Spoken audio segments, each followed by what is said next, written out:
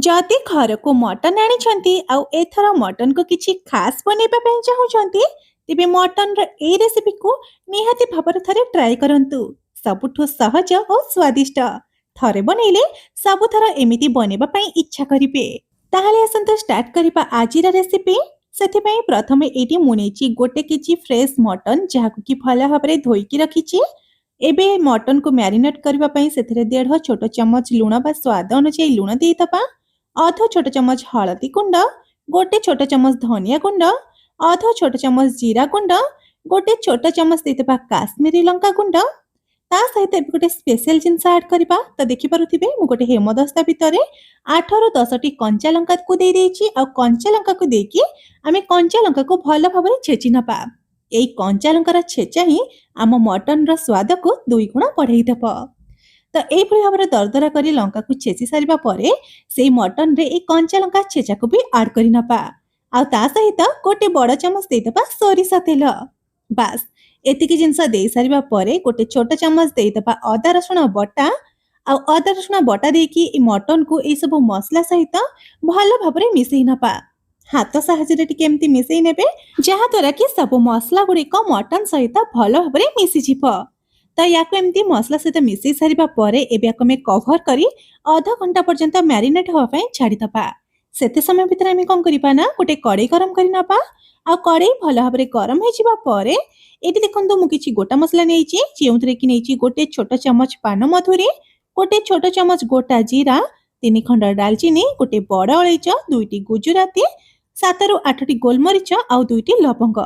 एतिकी गरम मसला को देकी लो फ्लेम रे याको हल्का टिके हमें भाजी नपा। मसला को पोड़ीबेनी नले तार सब फ्लेवर नष्ट हो जिवो। याको सेते पर्यंत भाजीबे जेते पर्यंत कि ए मसला नखसम न हो जाइची, माने हाथ रे छुईले छुई हेथिबो आउ दालचीनी गुडा को भांगी जाउथिबो। बस हल्का हल्का भाजी हिजबा परे याको हमें बाहर करी साइड रे ठंडा हवा पई छाडी दबा। आउ सेही सेम कड़े रे दे दबा 4 बड़ चमच सोरिष तेल। तेल गरम होइबा परे एटी मु 3टी मीडियम साइज रा आलू को मझिरु एमती 2 खंड करी काटिकी रखितिली। तो आलू को दे दबा आ आलू को गोल्डन करके भाजी नबा। मटन रेसिपी रे आलू रो चोपा सहित ऐड करंतु, माने चोपा को छडांतुनी। एमती चोपा थाई कि आलू को भाजंतु, टेस्ट भले आसीबो। आलू जेतबले एई भली भाबरे गोल्डन हे कि भाजी हिजिबो सब आलू को हमें बाहर करी साइड रे रखि नबा। निश्चिंत भाबरे आलू को भलो भाबरे गोल्डन करके भाजीबे। तापर आम कौन करबा ना कड़े रे थिबा बड़का तेल रे एटी देखंतु मो 4टी मीडियम साइज रा पियाज माने पाखापाखी 250 ग्राम रा पियाज को काटिकी दे देछि। आ ये पियाज को हमें हल्का सॉफ्ट होला पर्यंत भाजीबा। एई रेसिपी रे पियाज को हमर गोल्डन करके भाजीबार नाही, बास केवल कंचा स्मेल कटि जिबा और सॉफ्ट हे जिबा सेते पर्यंत ही भाजीबा। तो एटी देखि पारुथिबे पियाज हमर हल्का सॉफ्ट हे कि भाजी हे गलानी। तो ए स्टेज रे हम कौन करबा ना मैरिनेट करी रखिथिबा मटन को ए पियाज सहित ही ऐड करी नपा। और गैस रा फ्लेम को हाई फ्लेम रे रखिकी ए मटन को पाखापाखी 1 रु 2 मिनिट पर्यंत पियाज सहित एमती खोला रे ही भाजी नपा। मटन को एमती पियाज सहित भाजीबा द्वारा कौन हबो ना मटन रो आइसिया स्मेल टे भी कटि जिवो, पानी भी सुखी जिवो और मटन रो टेस्ट भी भलो आसीबो। एटी देखंतु पाखापाखी 2 मिनिट पर्यंत मटन को हाई फ्लेम रे भाजीबा परे देखि पारुथिबे एटी मांसर कलर चेंज हो जाइछि, माने हल्का टिके सिजिला टाइप रो हो जाइछि। तो ए स्टेज पर्यंत ही मांस को भाजीबे, याठो अधिक भाजीबा दरकार नहीं।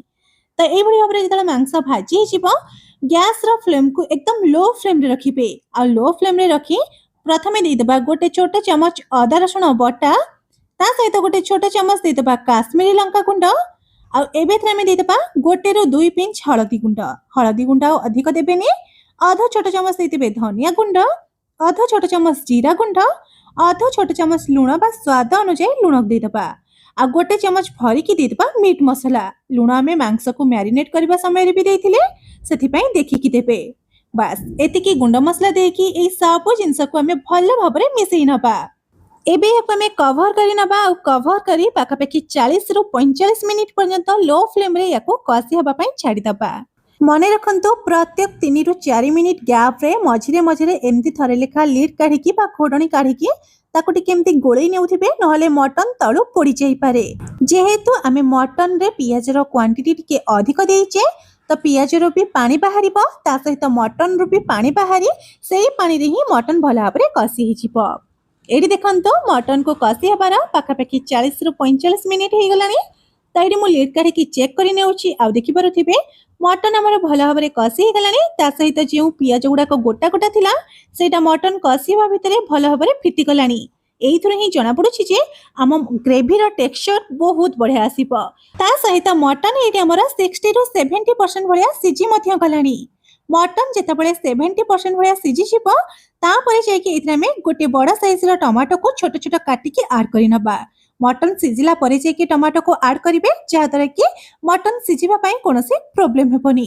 जणे जणे कहंती जे मटन रे टमाटो देले सेटा सिझेनी, किंतु मु बिल्कुल भी एमिति मानेनी। मटन सिझी गला परे टमाटो देले तार टेस्ट बहुत बढ़िया आसी थाए। तो टमाटो देकी मिसि सारिबा परे ताको आउ 2 मिनिट पर्यंत कवर करि नबा। सेते समय भितर आमे कोन करिबा ना गोटे हेमदस्ता भितर एटी भाजिकी रखिथिबा गोटा मसला को देकी ताको छेचिके तार गोटे दरदरा पाउडर बनेकी रेडी करि नपा। तो ये देखि पारुथिबे सब गोटा मसला को मु भल भाव छेची नेछि आ ए भली भाव दरदरा पाउडर बनेकी रेडी करि नेछि। ए पाउडर को आमे परे व्यवहार करिबा। एबे याको साइड रे रखि नपा। तो या भितर हमर 2 रु 3 मिनिट हे गलानी। तो मु लीड काढी चेक करि नेउछि आ देखि पारुथिबे मटन सहित टमाटो भी भल भाव कसी हे गलानी, माने फिटी गलानी। तो ए स्टेज रे चाहिए आपण माने कसा भी खाई परिबे काहेकि ना मांस एमती रे भी 80% भलिया सिझी गलानी।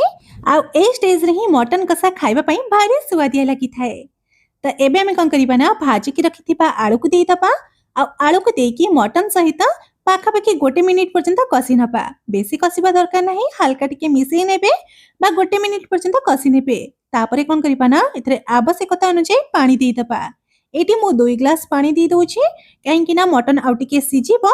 तो पानी देबे आपण गरम पानी ही देबे। मटन रे गरम पानी देले तार टेस्ट भल आसी थाए। ठंडा पानी देले हल्का टिके पानी चा लागि थाए। तो पानी देकी ताको भल भाव में मिसेई नबा आ गैस रा फ्लेम को मीडियम टू लो फ्लेम रे रखिकी ए मटन को आहुरी 10 रु 15 मिनिट पर्यंत सिझिबा पई छाडी दबा। एठी देखंतु पाखापाखि 15 मिनिट परे मु लीड काढी चेक करि नेउछि आ देखि पारुथिबे तरकारी रे केते सुंदर कलर चली आसीछि आ गुटे बहुत बढ़िया बास्ना मथे आसीछि। ता सहित मते जेतिकी ग्रेवी दरकार थिला सेतिकी ग्रेवी भी बनि गलानी आ मटन भी भल भाबे सिझी गलानी। तो ए स्टेज रे हमें छेचिकी रखिथिबा गोटा मसला रो पाउडर को गोटे छोटे चमच देई दबा आ ताको भल भाबरे मिसेई नबा। आपण चाहिले अल्प किछि धनिया पत्र को छोट छोट काटिकी मध्य देई परिबे। एबे हमें गैस रा फ्लेम को बंद करि नबा। ग्रेवी टिके एटी अधिक लागुछि किंतु ठंडा हे जिबा परे ग्रेवीटा आउ टिके बहलिया हे जिवो। एटी देखंतु मटन तरकारी हल्का ठंडा हे जिबा परे माने आउ 10 मिनिट परे एटी मु तरकारी को सर्व करूछि आ देखि पारुथिबे ग्रेवी एटी हमर आग अपेक्षा किते बहलिया हे जाइछि आ मटन तरकारी रे एम्ति ही ग्रेवी रहिले खाइबा पई आहुरी स्वादिया लागि थाए। तेबे आशा करूछि आज रे रेसिपीटी आपण मानकु निश्चित भाबरे पसंद आसीथिबो।